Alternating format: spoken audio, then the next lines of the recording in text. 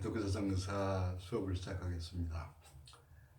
지난 시간까지 이렇게 A, B 유형을 말씀드렸죠. 그래서 이제 C 유형에 대해서 이 시간부터 강의할 순서입니다.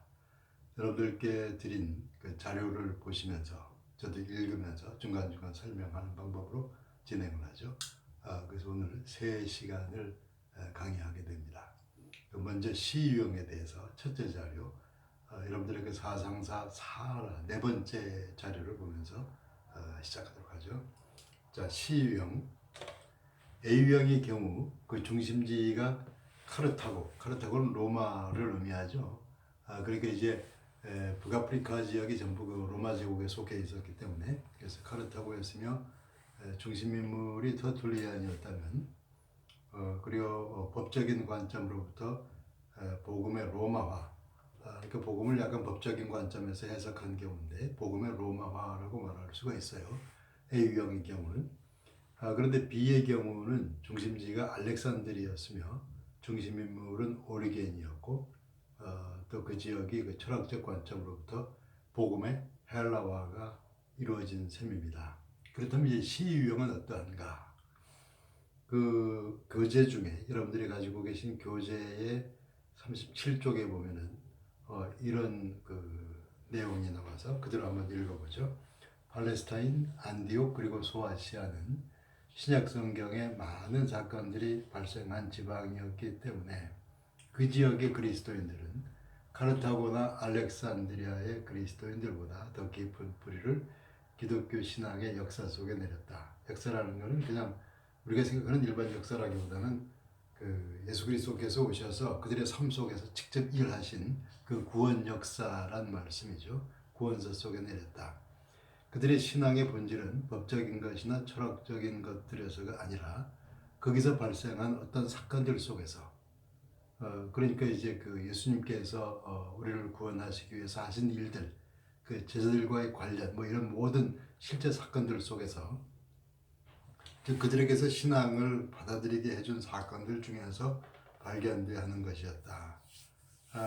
그러니까 이것이 그 시의 성격을 잘 말해주는 내용이라고 볼 수가 있습니다. 그에 대해서 그 괄호 안에 그 안디옥 학파라는 것은 그 지역이죠.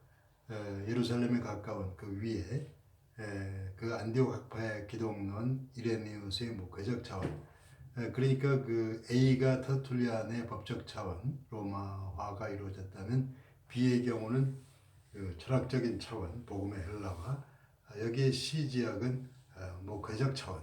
그러니까 이제 어떤 의미에서는 로마화되거나 헬라화되기 이전에 복음의 그 오리지널리티라고 할까, 뭐 그런 의미가 여기에 있습니다. 그 2번으로 건너가서 C 유형의 지역이 어떤 지역이냐 한번 다시 보면, 그 작은 A번에 그 중심 도시는 안디옥으로서 소아시아와 시리아와 주변 국가들 그 지중해 북동 지역, 이 지역이 어떤 지역이냐면 그 다음 줄에 복음의 그 본래적 성격이 가장 잘 보존된 지역이죠. 팔레스타인, 그 유대 이스라엘 지역, 그 본래 지역이 바로 그 지역이죠. C 유형 지역. 그 B번에 가서 그 지역이 어떤 지역이냐면, 원래 그 헬라 제국 알렉산더가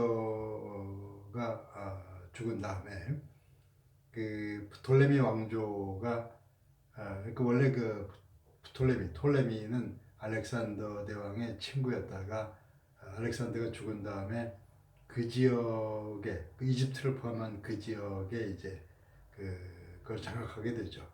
그 맥락에서 그 후손으로 등장하는 사람이 셀류커스 1세인데, 그 셀류커스 1세가 그 일대, 그러니까 그 팔레스타인과 복음이 발생한 그 지역 일대를 통치하고 있었는데, 거기에 그 안디옥에 자기 아버지 이름 안티오쿠스의 이름을 따서 안디옥이라는 도시를 세웠어요. 그러니까 그 다음 줄에 로마 제국에서 아주 중요한 도시였는데 카르타고처럼 로마화되진 않았어요. 그러니까 이제 그 아주 중요한 도시였지만은 그 BC 30년에 그 로마에 복속되게 되면서 로마화 되진 않았어요. 덜 로마화 됐다. 뭐 로마화해서 로마 영향을 받았겠지만 아직 그렇게 로마화되지는 않았고, 그 다음에 알렉산드리아처럼 종교와 철학의 혼합주의적 위험을 안고 있었지만 그 유대교 시절부터 예루살렘과 밀접한 관계를 유지해왔기 때문에 헬라화도 적게 진행됐다. 그러니까 로마화도 적게 진행되고 헬라화도 적게 진행돼서 덜 로마화, 말을 만들자면 그렇죠. 덜 헬라화. 그러니까 복음의 본래적 맥락이 보존될 가능성이 컸단 말이죠. 그래서 시위험은 복음의 본래적 맥락, 그 목회적 차원에 보다 더 가까운 유형이라고 말씀드릴 수 있습니다. 그리고 10번에 가서 안디옥 교회의 기원을 말씀드린다면 사도행전 7장에서 그 스데반의 순교에 대한 말씀이 나오죠. 그 스데반 순교 이후에 스데반의 동료와 제자들이 안디옥으로 피신해 간 것으로 알려져 있습니다. 물론 다른 쪽으로도 가긴 했죠. 그래서 안디옥으로 간 그들이 처음에 유대인들에게만 복음을 전하다가 나중에는 헬라인들에게도 복음을 전하기 시작합니다. 그래서 안디옥에서 처음으로 2세기 초에 크리스천, 그리스도인이라는 말이 나오게 되죠. 그리고 이 소아시아의 7교회가 바로 그 지역에 해당합니다. 그러니까 2세기 이 지역에 융성했던 신학은 신약 성경의 본래적 맥락에 가까운 것으로 판단이 됩니다. 이게 시유형이에요. 따지고 보면 시유형이 시간적으로는 가장 먼저라고 볼 수가 있겠죠. 근데 가장 먼저인 것은 시간이 흐르면서 여러 가지 상황에 적응도 하고 좀 변화되기 때문에 변화된 것들이 우리하고 친숙하게 되겠죠. 그러니까 우리와의 친밀도를 따지면 A형이 그렇고 그 다음에 B이고 뭐 친밀도로는 C가 제일 뭘지는 몰라요. 근데 복음의 본래성, 시대적 순서로 따지면 C가 먼저라고 생각해야 되겠죠. 그 다음에 봅시다. 신학적 접촉점을 파악할 수 있는 경우 C형. 2세기 초 소아시아의 안디옥 감독 이그나시우스의 7편지, 서머나의 감독 폴리카브의 서신, 소아시아의 히에라폴리스의 감독 파피아스의 주님의 어록, 그리고 AD 180년 안디옥의 감독 데오필루스, 이 모두가 시 유형의 내용들이 나오는 저술들이죠. 여기에 시 유형에 가까운 내용들이 여기에 포함되어 있고, 그 다음에 저스틴의 그 작품들도 남아있긴 한데 거기에는 시 유형도 나오지만 비 유형도 섞여 들어가게 돼요. 저스틴 같은 경우는 어찌 보면 그 시대에 그 헬라 문화가 퍼져 있는 그 상황에서 복음을 어떻게 보면 그 헬라와 비유형을 향해서 변증을 해가야 되기 때문에 B와 C가 좀 이렇게 섞여 들어갈 수밖에 없겠죠. 어쨌든 간에 이런 것들이 그 C 유형의 내용을 신학 유형을 지금 추적해서 살펴볼 수 있는 작품들, 저술들이 그렇다는 말씀입니다. 그러니까 지금까지 보면 A, B, C 대략 윤곽을 파악할 수가 있겠죠. 근데 이제 A 유형이 터툴리안, B가 오리겐, 그러면 C 유형의 대표자는 이레네우스가 돼요. 그리고 조금 전에 말씀드린 대로 시대적으로는 C가 앞서기 때문에 어느 인물이 먼저 살았느냐 하고 따질 때는 터툴리안이나 오리겐보다 이레네우스가 먼저 살았겠죠. 자, 그 다음에 3번으로 가보겠습니다. 3번, 시유형 신학의 대표자는 리옹의 이레네우스. 리옹은 프랑스의 남부 도시입니다. 어떻게 소아시아 신학인데 프랑스의 남부 도시 리옹으로 갔느냐? 고을 지방의 리옹이라는 도시죠. 그것은 아직까지 충분히 밝혀지지 않았어요. 그 이유는. 어쨌든 간에 봅시다. A번으로 가면 이그나시우스나 폴리캅 이후 세대지만 시유형의 대표다. 그러니까 이그나시우스나 폴리캅은 이레네우스 이전 사람이에요. 참고로 나중에 다시 나올 가능성이 있지만 폴리캅은 요한복음을 쓴 사도 요한의 제자일 것으로 알려져 있고 이레네우스는 폴리캅의 제자인 것으로 알려져 있어요. 요한의 제자가 폴리캅이고 폴리캅의 제자가 이레네우스다. 뭐 그렇게 알고 있어도 무방합니다. 그런데 이제 이전에 이그나시우스나 폴리캅도 어쨌든 간에 이 시 유형에 속하겠지만 대표자는 이레네우스로 되어 있어요. 그래서 거기 보면 이레네우스가 리옹, 갈리아라는 건 고을 지방, 프랑스의 남부 지방 고을 지방이죠. 예전에 프랑스 대통령인 샤를르 드골 할 때 드골은 고을 지방의 샤를르 이렇게 되는 거죠. 그래서 그 골, 갈리아, 그래서 그 지방의 리옹이라는 도시로 가져간 신학적 전통이 인데 소아시아에서 유행하던 시유형의 신학, 소아시아라는 거는 조금 전에도 나왔지만 복음을 맨 처음 전할 때 그 아시아 일곱 교회가 세워진 지금의 터키가 있는 데가 그때는 뭐 아시아라고 했고 지금 우리는 소아시아라고 그러죠. 그래서 그 지역이 원래 시유형인데 거기에 내용을 가지고서 이레네우스가 그 프랑스의 남부 고을 지방의 리옹이라는 도시로 가 있는데 일반적으로 이레네우스를 부를 때 리옹의 이레네우스 이렇게 부르죠. 그래서 그 다음에 그의 신학적 조상들, 그러니까 시유형 이레네우스의 그 신학, 그에게 그 내려온 그 이전의 그 뭐 조상들이나 영향을 준 그 사람들, 폴리캅, 제사복음서는 조금 전에 나왔죠. 요한복음이죠. 이그나시우스, 데오필루스, 어느 정도의 저스틴. 그러니까 폴리캅이나 제사복음서나 이그나시우스나 데오필로 전부 시 스타일에 해당하고 어느 정도의 저스틴은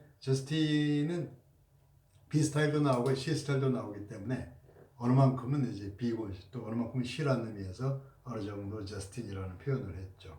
그 다음에 3번의 B로 가서 그래서 A형은 법적 관점, 터툴리안이 또 그가 법률가 있죠.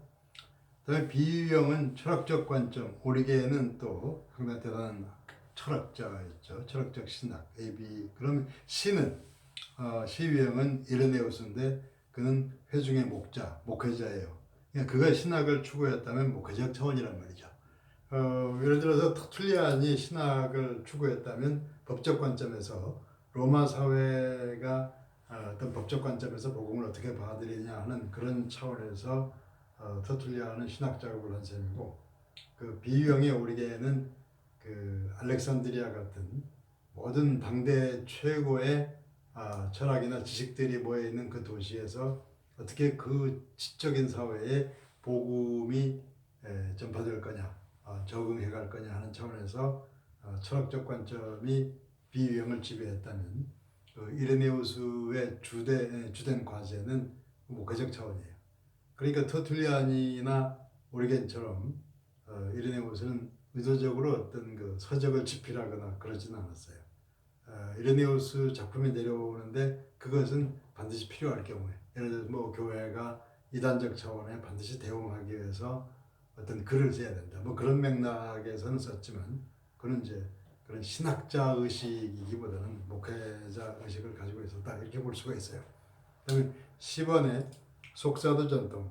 그래서 요한은 사도죠. 예수님과 함께 다니고 그리고 이제 그 예수 그리스도의 그 나중에 부활하신 다음에 부활의 복음을 전하던 사도행전 1장 21절 22절에 나온 그런 그 사도의 요건에 해당하는 사람이 사도인데 요한은 사도고 사도의 제자가 폴리캅이고 폴리캅의 제자가 이레네우스면은 그 사도까지는 다른 사람들과 좀 다른 권위를 부여하죠. 그 사도의 직계 제자는 주님의 제자라고 보기는 어렵지만 그래도 그 사도들의 직계 제자라는 측면에서 속사도라고 해서 다른 교부들보다 조금 더 의미상 조금 더 이제 의미와 권위를 부여하는 편이에요. 그래서 이제 폴리캅은 그런 속사도에 또 이레네우스까지도 어느 정도 뭐 그 정도 볼 수 있어요. 4번으로 가서 이레네우스는 하나님을 양떼를 구원으로 이끄시는 위대한 목자로 보았다. 그러니까 그 터툴리안이 A유형에서 법적인 차원이라면은 그런 그 지역에서의 하나님 개념은 법과 관련이 있어요. 그 하나님은 그 모든 세상의 법을 만드셨거나 법대로 심판하시거나 법대로 용서하시거나 주로 법과 관련된 하나님. 비스타일에서는 그 철학적인 하나님은 저 멀리 영원한 궁극성의 어떤 그 모든 지적인 것의 그 근원이라든가 이런 식의 철학적으로 표현이 되겠죠. 근데 이제 목회적 차원에서 그 이레네우스가 만약에 하나님에 대해서 표현한다면 하나님은 우리의 목자가 되셔서 광야 같은 인생을 우리가 살아갈 때 우리 양떼를 이끌어가는 목회자와 같다. 그래서 우리가 이제 위험한 구덩이에 빠질 때 우리를 건져주시고 그리고 건널 수 없는 깊은 홍해 같은 바다나 요단강 같은 이 시내를 건너게 하시고 인생의 여러 가지 고비를 건너게 하시는 양떼를 인도하시는 목자다. 이런 식으로 하나님을 표현하게 되겠죠. 4번 그렇게 해서 보시죠. 이레네우스는 하나님을 양떼를 구원으로 이끄시는 위대한 목자로 보았다. 터툴리안에게 법이 중요하고 우리에게는 역사는 우리에게는 철학이에요. 이게 잘못 표현됐네요. 우리에게는 철학이라고 해야 되겠네요. 그 다음에 이레네우스의 중심 주제는 역사, 그러니까 그리스도께서 오셔서 구원의 역사를 이루신 그런 역사. 그래서 그 시간 속에서 발생하는 것은 모두가 하나님의 미래를 향해서 인도된다는 의미의 구원 역사. 그래서 우주 만물을 창조하실 때 하나님께서는 역사 과정을 통하여 성취될 하나님의 목적을 가지고 계셨다. 그래서 하나님께서 하나님의 목적을 가지고 계셨다. 그러니까 창조 때부터 인간과 관련해서 역사 속에서 이루어 가시는 그것을 때가 되면 완성하는 그 종말까지의 구속의 역사 과정을 하나님께서 보고 계셨다. 그런 이야기인데, 자, 인간의 죄와 타락에도 불구하고 하나님께서는 역사를 그 방향으로 계속 이끌어 가신다. 우리가 하나님을 만나고 하나님과의 관계 속에 구원의 신앙이 깊어져 가고 때가 참에 그 모든 것을 완성해서 하나님 나라에 들어가는 그 신앙이란 드라마의 구원사의 드라마의 무대가 역사가 되는 셈이에요. 그러니까 역사가 시 유형에서는 필수적이 되겠죠. 그래서 이제 시 유형은 역사, 구원사를 중시하는 그런 유형이라고 볼 수가 있습니다. 그래서 여러분들께서 지금까지 A, B, C를 대략 나누어서 말씀을 드렸는데, 그래서 A 유형은 법적인 차원에서 중심 목자가 터툴리안이고 복음의 로마화라는 개념으로 표현된다면, B 유형에서는 알렉산드리아 중심의 대표 학자는 오리겐이고 복음의 헬라화. 그래서 어떤 철학이 중요하고, C 유형에 와서는 시간적으로는 A나 B보다 앞서 있지만 그 내용 자체가 본래의 복음이 발생한 그런 구원사적 사건들이 있었던 지역에 있어서 실제의 역사, 구원사 이걸 중시하면서 삶에서 일어나는 그 구원에 있어서의 그 목자와 양떼의 만남 같은 하나님을 우리 양떼를 이끌어가신 목자로 보는 그런 맥락에서 시 유형의 신학을 전개해 갔다고 볼 수 있습니다. 그래서 이 기독교 사상사는 A, B, C 스타일을 이렇게 비교하면서 쭉 진행해 가는 과정 속에서 초대교회가 어떤 식으로 복음을 또 신학을 이렇게 이루어 갔으며, 그래서 어떤 스타일을 우리와 다른 사람들을 볼 때 우리가 어느 만큼 기독교 안으로 받아들일 수 있으며 또 어느 만큼은 경계선을 그어서 이것은 복음이 아니다 말할 수 있는지 그런 통찰력을 가지게 하는 것이 이 사상사 시간의 중요한 내용일 것이라고 판단됩니다.